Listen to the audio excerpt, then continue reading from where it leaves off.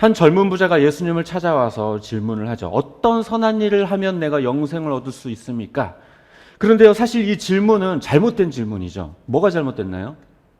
우리가 영생이라고 하는 것, 구원을 얻는 데에는 어떤 선한 일을 해서 얻을 수 있는 게 아니죠. 예수님을 믿어야지만 우리가 구원을 얻을 수 있습니다. 그런데 마치 이 질문에 있어서는 마치 뭔가 선한 일을 해야만 얻을 수 있는 것처럼 이 사람은 생각했었던 거예요. 그렇다면 예수님께서는 이 사람에게 어떠한 대답을 해줘야 마땅할까요? 얘야, 어떤 선한 일을 해서 구원을 얻을 수 있는 게 아니란다. 나를 믿어야 구원을 얻을 수 있어. 이렇게 이야기해 주는 게 정답일 거예요. 그런데 예수님께서는요, 그렇게 얘기하시지 않고요. 야, 너가 계명을 지켜야 돼. 라고 말씀을 하십니다. 그러면서 이 여러 가지 계명들을 들려주죠. 그러니까 이 부자 청년이 저는 이 모든 계명들을 이미 다 지켰습니다. 이렇게 얘기를 하면서 그럼 나에게 무엇이 부족합니까? 라고 질문을 하죠. 그러자 이 예수님께서는 너에게 한 가지 부족한 것이 있는데 너가 완전한 사람이 되려거든 네가 가진 모든 재산을 사람들에게 다 나눠주고 너는 나를 따라라. 이렇게 이야기를 하고 계시죠. 예수님께서 이렇게 말씀하신 것에는요, 의도가 분명히 있어요. 완전한 사람이 되려거든 이렇게 얘기를 하죠. 너가 완전해지려면 한번 이것까지 한번 다 해볼래? 이렇게 얘기를 하는 거예요. 그런데 이 재물을 많이 가진 이 부자로서는요, 이 재물들을 다 포기하는 게 쉽지 않은 일이었던 거예요. 예수님도 결국에 사람이 자기의 능력으로 어떠한 결단으로 이 구원을 얻어낼 수 없다라는 사실을 이야기하려고 이 청년이 결코 포기할 수 없는 그 단 한 가지를 걸고 넘어졌던 겁니다. 너가 다 할 수 있다고? 너가 영생을 얻기 위해서 모든 선한 일을 할 수 있다고? 그럼 이것도 한번 해봐. 할 수 있겠니? 그러니까 이 청년이 그것을 할 수 없기 때문에 근심하다가 돌아가고 만 것이죠. 그럼에도 불구하고 예수님은 이 구원의 중요한 것 딱 한 가지를, 그 진리를 이 청년에게 들려주기는 했습니다. 너는 나를 따라라. 그러면 된다. 그런데 이 청년은 자기의 재산을 포기할 수가 없었던 겁니다. 그리고 이 이후에 예수님은 이제 제자들에게 부자들은 하늘나라에 들어가기가 어렵다. 어느 정도냐면 낙타가 바늘구멍을 통과하는 것보다 더 어렵다라고 이렇게 이야기를 해요. 그러자 제자들은 깜짝 놀라면서 아니 그럼 도대체 누가 구원을 받을 수 있다는 말입니까? 라고 질문을 하죠. 이 제자들의 반응은요, 곧 부자들은 당연히 천국에 들어가는 걸로 우린 알고 있었는데 부자들이 천국에 못 들어간다고요? 이런 반응을 하는 것이죠. 그도 그럴 것이요. 이 당시 시대만 하더라도 부자, 돈이 많은 사람, 그리고 건강한 사람, 그리고 자녀를 많이 낳은 사람들은요, 하나님께 축복을 받은 사람이라고 하는 그런 사고방식이 이 사람들 가운데 있었어요. 반대로 가난하거나 자녀가 없거나 질병이 있으면 하나님으로부터 저주를 받은 사람이라고 하는 그런 인식들이 이 사람들 안에 있었습니다.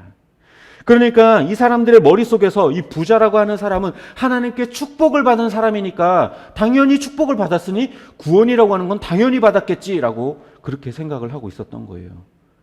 그렇게 당연히 천국 갈 거라고 생각하고 있었는데 아니 낙타가 바늘구멍을 통과하는 것보다 어렵다니 그럼 도대체 누가 구원을 받을 수 있을까 하면서 깜짝 놀라게 됐던 겁니다. 여러분 한번 생각해 보세요. 낙타가 바늘구멍을 통과할 가능성이 몇 퍼센트 정도 될까요? 몇 퍼센트? 한 50% 되나요? 들어갈 수도 있고 못 들어갈 수도 있나요? 1%? 0.1%? 0.00001%? 없죠. 제로죠, 그냥. 낙타가 바늘구멍을 통과할 수 있는 가능성은 제로예요. 그러면 부자가 천국에 들어갈 수 있는 가능성은요, 몇 퍼센트예요? 네? 이거보다 더 어려우니까. 마이너스? 진짜 말 그대로 그냥 제로예요. 불가능하다는 거예요. 말 그대로. 괜히 비유로 이야기하면서 예수님이 어렵다고 이야기하니까 뭔가 가능성이 조금이라도 있는 것처럼 들리지만 전혀 없어요. 어떻게 그 큰 낙타가 바늘구멍을 통과해요? 이거는 상식적으로요. 불가능해요. 절대로 못해요. 그러니까 부자도 절대로 천국에 못 가요. 그러니 제자들이 깜짝 놀랄 수밖에 없는 거죠. 그러면 예수님은 도대체 왜 부자들이 구원받을 수 없다라고 이렇게 얘기를 하셨을까요? 왜냐하면 이 구원은 주인을 누구로 삼느냐의 문제이기 때문에 그래요. 주인을 누구로 두느냐. 앞서 이 부자 청년의 경우에요. 그 누가 보더라도 칭찬할 만큼 율법들을 철저하게 지켰었던 사람이에요. 사람들이 볼 때, 아, 저 사람은 분명히 천국 가겠구나. 구원받은 사람이겠구나. 이런 사람이었다라는 거예요. 하지만 그 사람은 돈을 포기하지 못하고 예수님을 따르지 못하는 모습을 보였어요. 자신의 노력이나 행위는 그럴싸해 보였지만 그 인생의 주인은 하나님이 아니라 돈이었다라는 거예요. 그래서 예수님이 돈을 버리고 나를 따라라 라고 얘기했을 때에 선뜻 주님을 택하지 못하고 돈을 포기하지 못하고 근심하다가 그렇게 돌아가고 만 것입니다. 꼭 그런 건 아니지만요. 아주 많은 경우 재산이 많은 사람들은요. 그 재산들을 포기하지 못해요. 자기가 영위하고 있고 누리고 있는 지금의 그 이 환경과 이 모든 것들, 이것들을요, 내려놓지 못해요. 돈이 자기 삶의 모든 것이고 이미 그것 없이는 살 수 없는 돈의 노예가 되어서 속박되어 있기 때문에 그래요. 주인은요, 종을 마음대로 할 수 있죠. 취할 수도 있고 버릴 수도 있어요. 노예는요, 자기 마음대로 할 수 있는 게 없어요. 가질 수는 있는데 버리지 못한다? 그거는 거기에 이미 매여 있다는 거예요. 내가 주인이 아니라는 거예요. 내가 내 돈을 사용하고 활용하니까 내가 주인이라고 착각하겠지만 내려놓을 줄 모른다면 주인이 아닌 거예요. 내가 노예인 거예요. 예수님이 지적하신 부분도 이거예요. 꼭 부자는 절대 구원받지 못한다라는 의미라기보다는 돈이 주인이 되어 있는 부자들은 절대로 이 주인을 바꿀 수 없기 때문에 구원받지 못한다라고 말하는 겁니다. 주인을 바꾸지 못하면 구원받지 못한다. 이 이야기를 하고 있는 거예요. 주인을 바꾸지 않고는 아무리 행위로 철저하게 선한 삶을 산다고 하더라도 절대 구원받을 수 없다. 게다가 이 부자 청년을 통해 자기 행위로 선한 삶을 완벽하게 해낸다는 것도 거의 불가능에 가깝다라는 것을 예수님은 보여주려고 했었던 거예요. 다시 돌아와서요. 이 제자들이 깜짝 놀라며 도대체 누가 구원받을 수 있을까? 이런 제자들의 질문 앞에 예수님께서 뭐라고 얘기를 하냐면 사람은 할 수 없지만 하나님은 하실 수 있다라고 이야기를 하고 있죠. 둘 다 할 수 있다. 그러니까 부자를 구원하는 일도 낙타를 바늘구멍에 통과하게 하는 일도 주님은 하실 수 있다라는 거예요. 그 어떤 누구도 자기 힘과 노력으로 구원 얻으려고 한다면 그것은 불가능하겠지만 하나님께서는 그들의 구원을 이루실 수 있고 또한 바늘구멍에 낙타를 통과시키는 일도 다 하실 수 있다라는 거예요.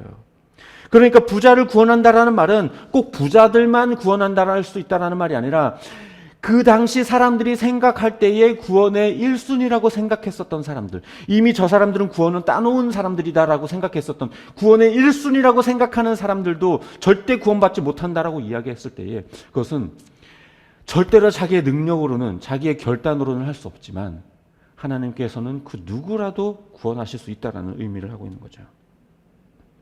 그리고 게다가 심지어는요, 예수님께서 말씀하신 것처럼 하나님 편에서는요, 차라리 낙타를 바늘구멍에 통과시키는 게 훨씬 더 쉬워요. 우리가 생각할 때에는 상식적으로 어때요? 낙타가 바늘구멍에 통과하는 게 어려워요? 사람이 구원받는 게 어려워요? 뭐가 더 어려워요? 솔직히 우리들 상식적으로 구원받는 게 어려워요? 낙타 바늘구멍에 통과하는 게 어려워요? 솔직히 우리가 생각할 때는 낙타가 바늘구멍을 통과하는 게 훨씬 더 어렵잖아요. 구원받는 거 쉽잖아요. 예수님 믿는다고 말만 하면 구원받잖아요. 아니에요? 네. 그런데 하나님 편에서는요, 이게 더 훨씬 쉬워요. 왜냐하면 이 구원이라고 하는 것은 구원을 위해서는 죗값을 치러야 되는데 이 죗값을 치르기 위해서는 반드시 피 흘림이 필요해요. 그런데 이 피 흘림이 하나님께서 독생하신 예수님, 하나님과 동등한 그 신적인 존재이신 그 예수님이 인간이 되어서 십자가에 달려 죽으시는 그 일이 있어야만 가능하기 때문에 그래요. 그래서 하나님 편에서는 차라리 낙타를 바늘구멍에 통과시키면 시켰지, 꾸역꾸역 쑤셔 넣었으면 쑤셔 넣었지, 자기 독생하신 그 아들 예수를 십자가에 못 박는 일은 정말이지 너무나도 어려운 일이셨던 거예요. 그런데 이 이야기를 듣고 있던 베드로가요, 주님, 우리는 모든 것을 다 버렸습니다. 우리에게 뭘 주실 수 있나요? 뭔가 굉장히 뿌듯한 듯이 이런 얘기를 하죠. 그러자 예수님께서 뭐라고 얘기하냐면, 그래, 너네가 잘하고 있어. 너네가 이 다른 세상에서, 그러니까 새 하늘과 새 땅이 올 때 너희가 12보좌에 앉아 12지파를 심판하게 될 거야. 내 이름을 위해 모든 걸 포기한 사람들은 이 땅에서 모든 걸 100배나 받을 것이고 또 영생도 얻게 될 거야. 하지만 첫째 되는 사람이 꼴찌가 되고 꼴찌 되는 사람이 첫째 되는 일이 아주 많을 거야 라는 얘기를 하시죠. 이 말은 뭐냐면, 너희가 잘한 건 사실이지만 구원에 있어서 교만해지지 마. 언제 너네가 꼴찌가 될지 모르고 꼴찌들이 언제 첫째가 될지 몰라. 이렇게 얘기를 하는 겁니다. 사실 따지고 보면요, 예수님께서 그 제자들을 불러주신 거지 자기들이 예수님을 택한 게 아니었거든요. 그런데 어떻게 자기들이 예수님을 위해 모든 걸 버렸다라고 말할 수가 있겠어요? 그건 순서가 잘못된 거죠. 그러니까 우리가 구원에 있어서 내세울 것이 아무것도 없어요. 우리가 주님을 위해서 무언가 포기했다라고 이야기하겠지만 그것은 우리의 대단한 결단이 아니에요. 우리가 주님을 믿기 위해서 세상에서 우리가 누릴 수 있는 것들을 다 내려놓았습니다라고 말할 수 있겠지만요, 아니요. 우리가 내려놓은 게 아니라 주님께서 우리에게 은혜를 주셔서 우리로 하여금 그것을 내려놓게 하신 거죠. 주님이 먼저 우리를 택하여 부르셨기 때문에 우리가 주님의 백성이 될 수 있었던 것이지, 우리가 주님을 택한 것이 아니잖아요. 우리가 주님을 택하기 위해서 뭔가를 버린 게 아니잖아요. 그러니까 이 구원에 있어서는 절대로 교만해지면 안 되는 거예요. 일방적으로 하나님께서 베풀어 주신 은혜이기 때문에. 정리해 보면 결국 오늘 본문은 사람의 능력과 재물, 선행과 이러한 것들로는 결코 구원을 얻을 수도 없고 완벽해질 수도 없다. 그 행위에는 분명히 뭔가 한계가 존재한다. 구원은 주인을 바꾸는 문제다. 나를 지배하고 올가매는 모든 것들을 포기하고 주를 따를 때 구원의 문이 열리는 것이다. 구원은 오직 하나님이 주시는 것이고 교만해지면 안 된다. 은혜로 주어지는 것이고 우리로 많은 것들을 포기할 수 있는 힘도 그 은혜 때문이 이루어지는 것이다 라는 것입니다. 말씀을 정리합니다. 이 부자 청년은 더 선한 일을 행해서 자기 의로, 자기의 노력으로 그렇게 영생을 얻어보려 했지만 예수님은 결코 그것을 할 수 없다라는 것을 그 부자 청년에게 가르치셨습니다. 그가 돌아설 수밖에 없었던 것도 끝까지 자기 힘으로 구원을 얻어보려는 그 생각을 내려놓지 못하고 또 자기가 가진 재산을 내려놓지 못하고 주님을 따르지 못하기 때문이었습니다. 그러니까 결국에 주인을 이 돈에서 예수님으로 바꾸지 못했다는 거예요. 결국 구원은 우리의 노력이나 선행, 결단이나 능력 이런 것들로 내가 얻을 수 있는 게 아니라 오직 하나님이 일방적으로 우리에게 은혜를 주셔야 가능한 것입니다. 우리가 받은 이 구원은 우리의 노력이나 어떤 행위, 결단이나 도덕적 선행으로 우리가 이뤄낸 게 절대로 아니에요. 우리가 죄인 되었을 때 예수 그리스도를 통해 우리에게 거저 주신 것이에요. 도저히 상상할 수도 없는 신이 인간이 되어 십자가에 달려 죽음으로 말미암아 그 핏값으로 우리의 죄를 다 사하신 하나님께서 일방적으로 열어주신 그 구원의 길인 거예요.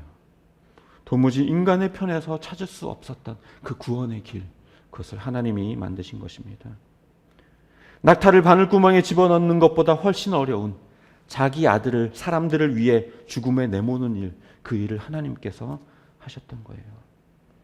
어떻게 하나님이 인간이 될 수 있고 어떻게 하나님이신 그 예수님이 어떻게 죽음이라는 것을 경험할 수 있단 말입니까?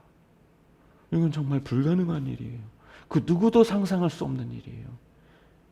그 누구도 상상할 수 없고 이 불가능한 일을 하나님께서 하신 거예요. 그렇다면 지금 여러분의 삶의 주인은 누구입니까? 마지막까지 포기하지 못하는 그 가치는 도대체 뭐예요? 주님입니까? 아니면 돈이나 자존심, 명예입니까? 또 여러분 스스로 의로움을 얻어낼 수 있다라고 그렇게 생각하고 있지는 않나요? 내 종교 활동을 통해 교회에 내는 헌금으로, 내가 하는 기도로, 내가 해낸 성경 통독으로, 봉사로, 선한 일들로 의로움을 이뤄낼 수 있다라고 착각하며 살고 있지는 않습니까? 뭔가를 해냈다는 그 성취감이 믿음이라고 착각하면서 살고 있지는 않나요? 구원은 그런 것들로 평가할 수 있는 게 아닙니다.